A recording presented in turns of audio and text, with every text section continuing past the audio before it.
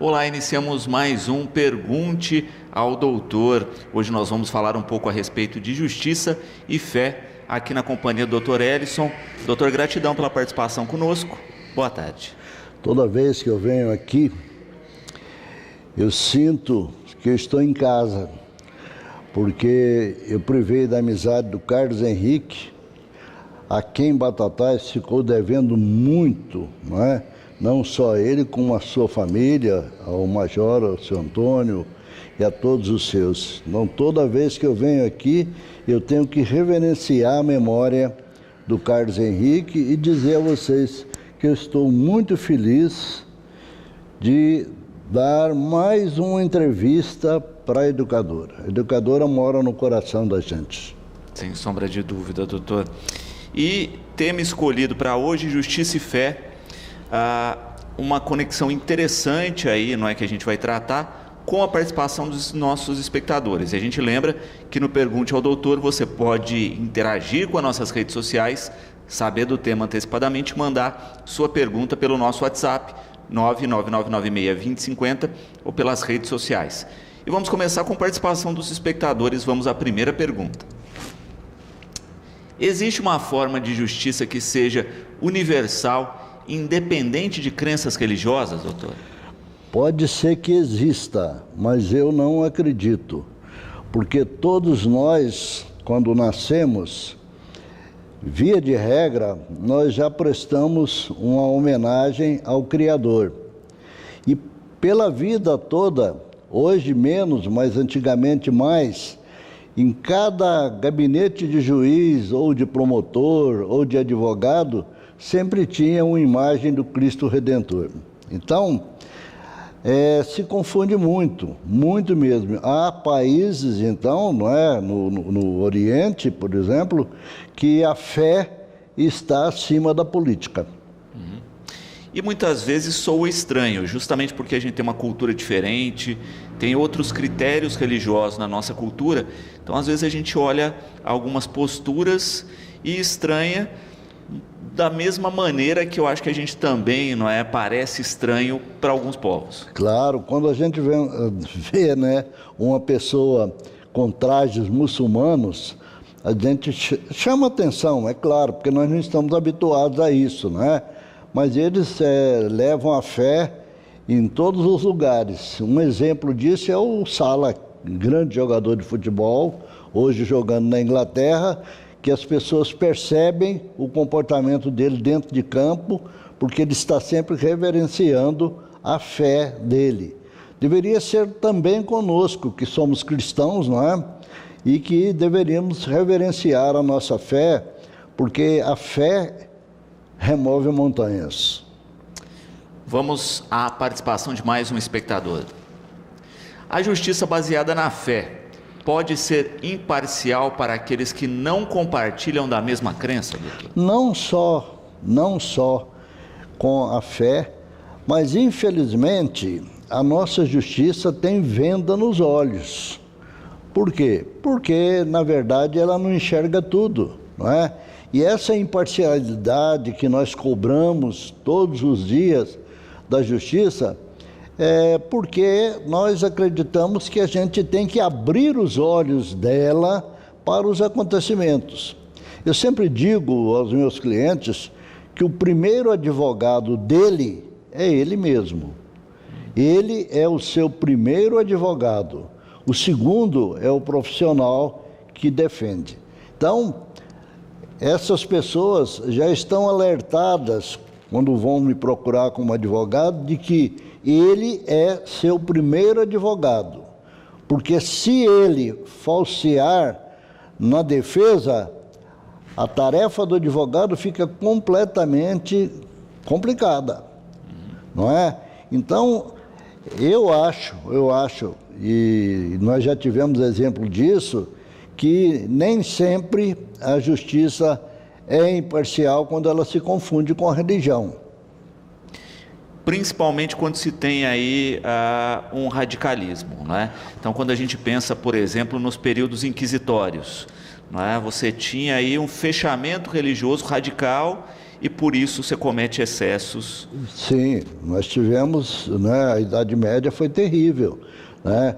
Nós tivemos casos, o Joana d'Arc, por exemplo, foi um caso desse, e não precisa a gente ir muito longe, não. Quem conhece a história do padre Cícero, ou Padim Cisso, né, que foi reabilitado pela igreja, pelo cardeal Ratzinger, que posteriormente foi elevado à condição de papa, sabe o que é que ele sofreu, né, por parte da própria igreja, que não entendia o comportamento dele e dos fiéis, não é? E ele acabou sofrendo sanções, etc. E foi necessário uma modificação total na vida dele, que, na minha concepção, é um santo milagreiro, não é? E a igreja, a princípio, a igreja católica não achou que o comportamento dele era adequado. Isso acontece muito, né? Eu tenho um amigo que é teólogo, né, formado em filosofia, e que me disse o seguinte: esse João de Deus, né, famoso João de Deus, lá de Goiás, que hoje está preso, esse João de Deus recebeu muitos poderes de Deus, só que ele não soube usar. Mais uma participação dos espectadores, vamos lá. O conceito de justiça evoluiu ao longo do tempo dentro das tradições religiosas? Sim, e muito, muito mesmo. Basta a gente ir, né? Eu sou professor de história, embora não esteja militando, mas se você der uma olhada pela história, não só de outros países, na história mundial, ou a história da América, ou a história do Brasil, você vai notar que ela vai evoluindo, né? Um exemplo são os políticos de antigamente, políticos e advogados, né? Que enxergavam tudo como errado. E nós estamos num momento de abertura, pelo menos de abertura dos costumes, abertura da cabeça das pessoas, o que é mais importante. Então, tudo isso evolui com a igreja. E até essa semana eu fiz uma audiência aqui em Batatais, uma audiência presencial com a doutora Adriana, e tinha muitos aparelhos de celulares? Não, aparelhos, computadores, e eles estavam todos virados para a juíza. E ela estava com dificuldade de ver a gente. Tá? Eu falei: doutor, isso aqui está parecendo missa de antigamente, quando o padre ficava de costas para a população, não é? Hoje, né, os concílios que aconteceram no Vaticano, etc., mudou-se completamente. Então você vai numa igreja, seja de qual religião for, o pastor ou o padre, ele está olhando para o povo, né? O povo nota o semblante dele, o povo conversa com ele. Essa abertura foi extremamente importante para a população em geral. E a gente nota também a mudança no próprio contexto religioso quando a gente pega, por exemplo, Antigo e Novo Testamento, né? Você tem aí uma visão muito mais dura, punitiva e fechada no Antigo Testamento se comparada com o Novo. Não tem nem dúvida, né? Muita gente, há religiões, inclusive, que professam o Antigo Testamento, né? Toda aquela, né, aquela temática do Antigo Testamento, e que causa aos nossos olhos uma celeuma muito grande, porque hoje o mundo mudou, né? Os costumes avançaram, né? Então a história, ela é outra hoje. Nós não podemos voltar a um tempo em que tudo era pecado. Até a minha mulher conta uma história interessante, porque ela era aluna do Colégio das Freiras aqui em Batatais, e ela dizia que entrava no sanitário, fechava a porta e estava escrito lá: Deus me vê. Quer dizer, Deus não dava sossego mesmo, via até dentro do banheiro. Claro que Deus vê a gente, quem acredita em Deus sabe que as coisas são diferentes, mas era de uma tal maneira, né, uma maneira tão radical, de uma maneira até sufocante, né, pressionava a pessoa. Não é dessa forma, né? Hoje mudou muito, a gente vários leigos aí hoje estão trabalhando com a igreja, né, e fazendo um trabalho extraordinário, como, né, não só a Igreja Católica, mas a igreja de outros ramos também, né, os cristãos de uma maneira geral. Vamos a mais uma participação aqui dos nossos espectadores hoje. A fé influencia a justiça? Influencia e muito. Eu vou dizer o que aconteceu comigo, né? Comigo e com um amigo meu que estimo muito, que é o Dr. Ariovaldo. Há uns 30 e poucos anos atrás, nós tínhamos um caso muito difícil para resolver, muito difícil. E não achava caminho, nós não achávamos caminho para esse caso. Aí fomos a Ribeirão Preto e encontramos o Dr. Cássio Alberto Lima, advogado, foi advogado aqui, foi advogado em Ribeirão Preto, uma pessoa que eu tinha grande estima, foi presidente do Batatais Futebol Clube, e contamos o caso para ele, como é que se desenrolava. E ele disse assim: olha, eu conheço uma pessoa que tem poderes. Deus deu poderes para essa pessoa. Vocês não querem conversar com ela? E nós fomos conversar com essa pessoa lá em Ribeirão Preto. Tivemos lá umas 3, 4 vezes.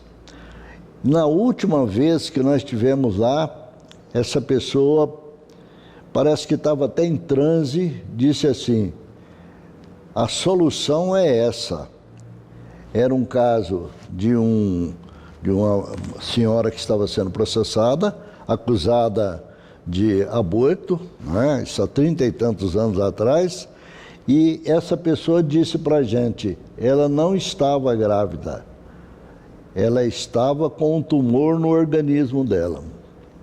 Para você ter uma ideia, no dia do júri, ela não precisava de advogado. Ela foi de uma veemência, de uma contundência, de uma facilidade de expressão tão forte, que a mulher do juiz que estava presidindo esse júri chorou. E a mulher foi, graças a Deus, foi absolvida. Então, eu falo assim: o primeiro advogado seu é você. Você tem fé? Tem fé? Tem. Porque Deus não é injusto, Deus é justo. E se a pessoa chega para você e fala: olha, eu sou inocente, eu, como advogado, acredito na palavra daquela pessoa, eu acredito na inocência dela. E quando eu vejo que as coisas estão caminhando para um sentido diferente, sou o primeiro a avisar a pessoa: olha, desse jeito pode dar uma condenação. Porque ninguém quer que o seu cliente seja condenado de forma alguma. Todos nós queremos o melhor para o nosso cliente, não só por satisfação pessoal da gente, mas por ele próprio. A melhor coisa que pode acontecer com um advogado que faz crime, como é o meu caso, é você conseguir um alvará de soltura na sexta-feira. Parece que o mundo abriu, a satisfação do advogado é muito grande. Por quê? Porque na sexta-feira ele sai do presídio e no sábado ele vai encontrar a família, no domingo e assim por diante. Então, esse exemplo clássico que eu te passei foi nesse sentido. Mas eu queria alongar um pouquinho, porque eu vi um artigo muito interessante no jornal Zero Hora. Agora eu assino o jornal Zero Hora, lá do Rio Grande do Sul, e eu vi um artigo, uma coluna, um colunista, e ele publicou esse artigo que eu achei sumamente importante. Chama-se O Anjo da Guarda Existe. E o exemplo não está lá fora, não. O exemplo está aqui dentro. O que aconteceu no Carnaval? Os anjos da guarda estavam de plantão. Senão, teria ocorrido uma catástrofe, não é? Aquilo ali foi um negócio muito sério. Então, o artigo desse jornalista me calou assim, profundamente, porque ele explica com palavras bem acessíveis A função do anjo da guarda é que quando a gente era criança, fazia oração para o anjo da guarda. E ele afirma com muita convicção que o anjo da guarda existe. E dá um exemplo clássico. Esses dias uma senhora estava numa rede de atacadista e despencou umas caixas. Estava ela, o marido e a criança. Ela feriu um pouquinho, mas nenhuma caixa atingiu a criança e nem o marido dela. Então ele fala, o anjo da guarda deles estava de plantão, igual o anjo da guarda do Tolentino estava de plantão no dia do carnaval, né? E vamos à participação de mais um espectador. Existem exemplos históricos em que a fé foi determinante para grandes transformações sociais e jurídicas, doutor? Sim, muito. Uma força que a igreja teve no Brasil, por exemplo, foi a pena de morte. E às vezes a igreja teve uma força muito grande e que chegou a atrapalhar. O divórcio, por exemplo. O baluarte do divórcio foi o Nelson Carneiro.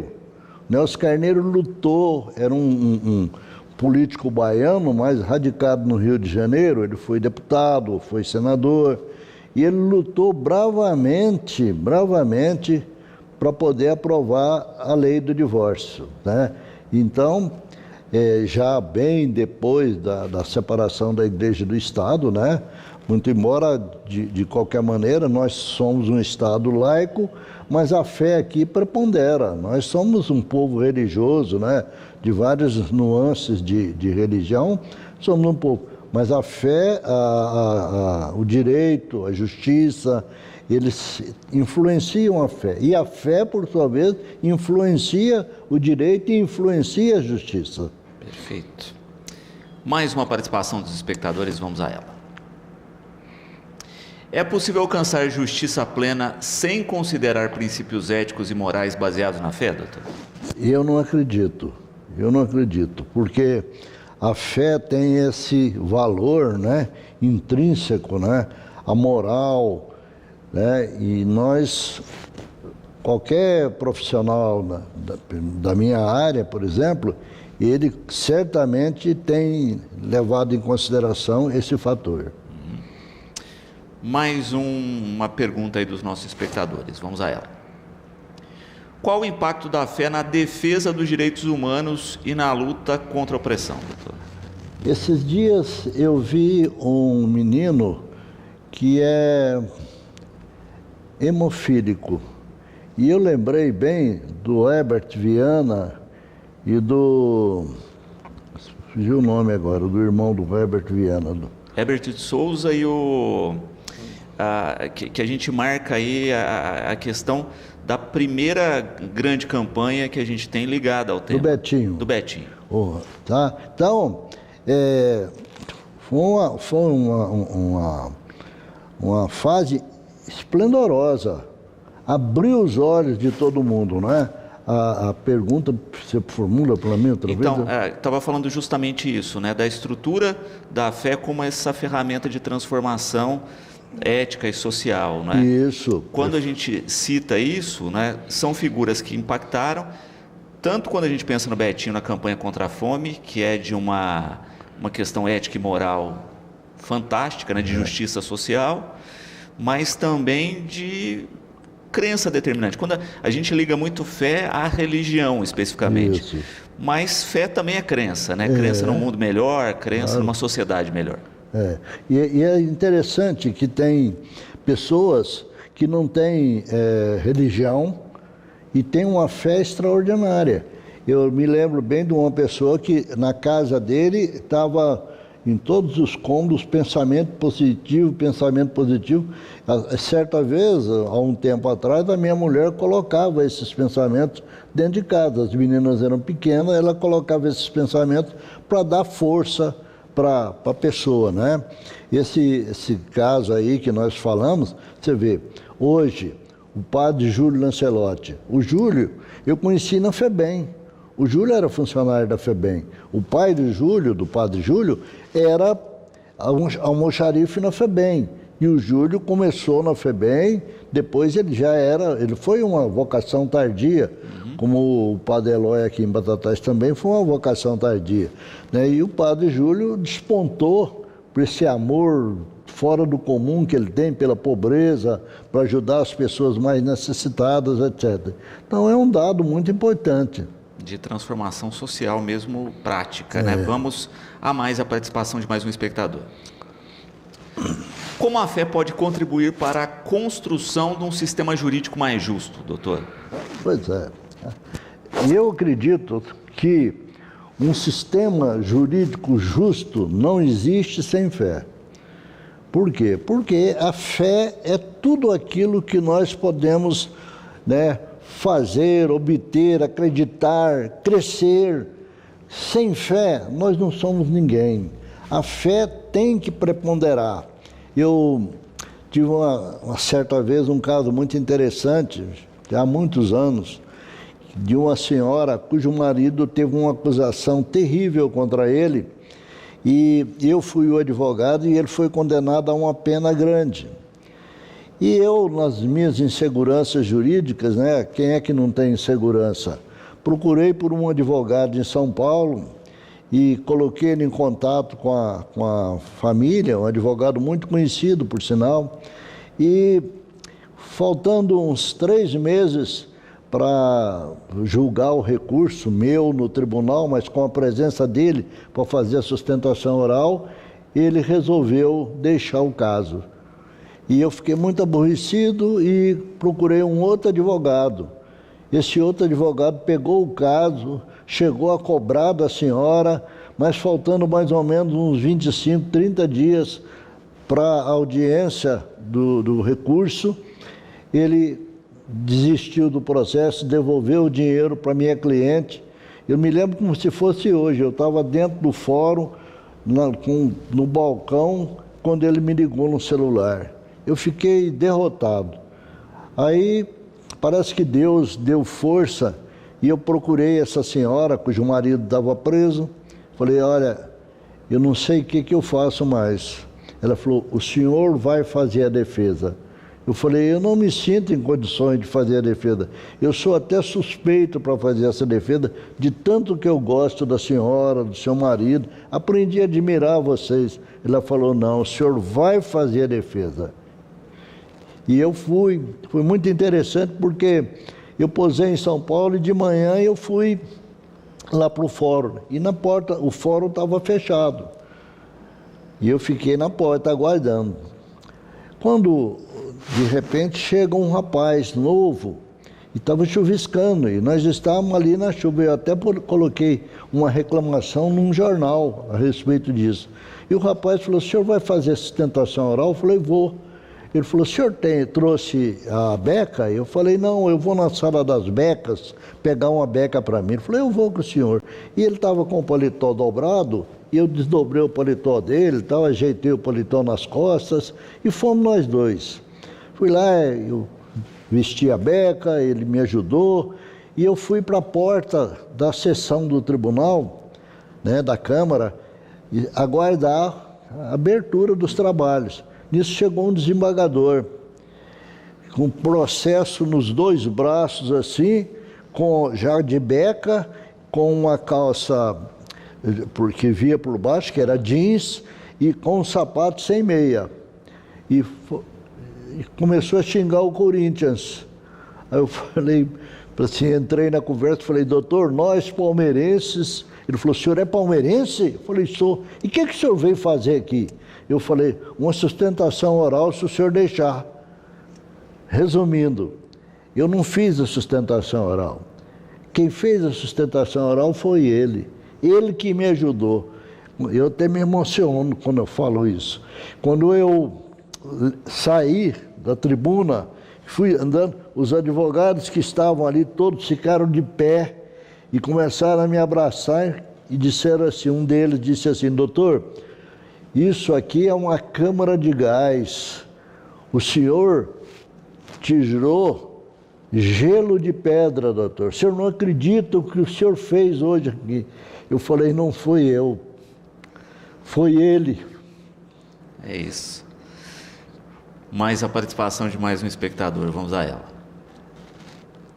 Como a fé pode ajudar na ressocialização das pessoas que cometeram crimes? Pois é, esse é um fato importantíssimo. Eu acredito na recuperação do preso. Eu acredito piamente.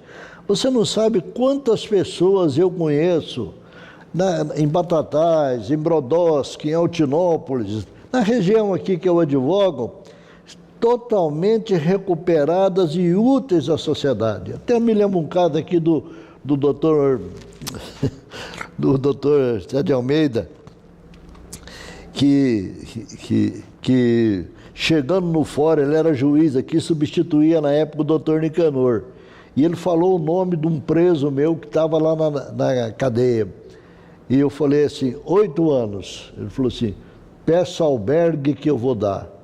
Eu falei, doutor, 8 anos. Ele falou, peça albergue que eu vou dar.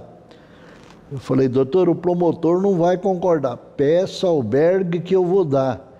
E eu pedi prisão albergue, o promotor discordou, mas ele deu, sentenciou, decidiu, e o preso saiu da cadeia. Passado mais ou menos uns 40 dias, esse cidadão fugiu. E ainda levou uma moça daqui. Foi embora. Aí eu fui lá, por lealdade, e falei, doutor, o seu companheiro lá que o senhor falou para pedir albergue, fugiu. Fugiu nada, você é um bobo. Ele foi ser feliz em outro lugar. Parece que o juiz estava adivinhando. Posteriormente, a moça era daqui, nós ficamos sabendo que ele, conseguiu ser alguém na vida. Constituiu família, etc. E tal. Eu nem sei o que aconteceu com a pena dele, mas ele foi ser feliz em outro estado com essa pessoa que ele levou de Batatais. Quer dizer, o juiz estava muito na frente do que eu, que era o advogado de defesa. Perfeito. Bom, vamos à última participação do programa de hoje. Vamos a ela. É possível que a fé possa modificar uma decisão judicial, doutor? Pois é. Foi o que eu te falei agora há pouco. A decisão judicial, ela foi até o Tribunal de Justiça. E chegou no Tribunal de Justiça, houve uma reviravolta. Por quê? Porque os juízes entenderam diferente. Hoje está muito comum. Você recorre de uma sentença do juiz aqui, vai para o Tribunal de Justiça, às vezes o tribunal reforma, ou às vezes ele mantém, a pessoa recorre para o Superior Tribunal de Justiça, que já é em Brasília, e consegue isso. Nós temos visto muitos casos, principalmente casos de mandado de segurança, Tem entendimento. Eu tive um caso muito interessante com uma juíza aqui de Batatais, logo que começou essa história de a pessoa requisitar assistência à saúde, seja com medicamento, seja com hospital, seja com exame, etc. A juíza aqui era a doutora Flávia, e eu entrei com essa ação, e ela não deu. Ela pediu uma série de documentos, e eu resolvi desistir da ação. Aí ela me perguntou, por que o senhor desistiu? Eu falei, porque eu estou litigando contra a senhora. Eu não tenho advogado do outro lado, a senhora está pedindo documento e tal, e eu entrei com a ação por um princípio constitucional, que é o direito à saúde. Eu falei, e fiquei quieto, fui em São Paulo, dei entrada numa vara da Fazenda Pública, consegui eliminar e atendi o anseio do meu cliente. Chegando em Batatais, passados uns dias, ela falou assim, e aquele processo, o que o senhor fez? Eu peguei e falei, eu vou pedir para uma advogada, colega minha, trazer aqui a decisão. Aí a minha colega, a Fabiana, levou lá no fórum a decisão. Ela falou, doutor Ellison, mudei minha forma de pensar. Respondi a sua pergunta. A juíza mudou a forma dela pensar, porque estava muito latente, estava muito novo, era muito recente aquilo. A fé que a gente tem isso vai dar certo, e acabou dando certo realmente. Doutor, é sempre um prazer recebê-lo aqui no programa. Eu espero que a gente tenha a oportunidade de debater outros temas, não é? E fica aqui sempre o convite para participar conosco. Muito agradecido, eu agradeço sempre a Rádio Educadora, Televisão Educadora, vocês, funcionários, que estão aqui há algum tempo, né? Que a gente aprendeu a admirar e estimar. Muito obrigado. Bom, e esse foi mais um Pergunte ao Doutor. Você pode continuar interagindo nas nossas redes sociais para conhecer os próximos temas e participar conosco, tá certo? Nós ficamos por aqui.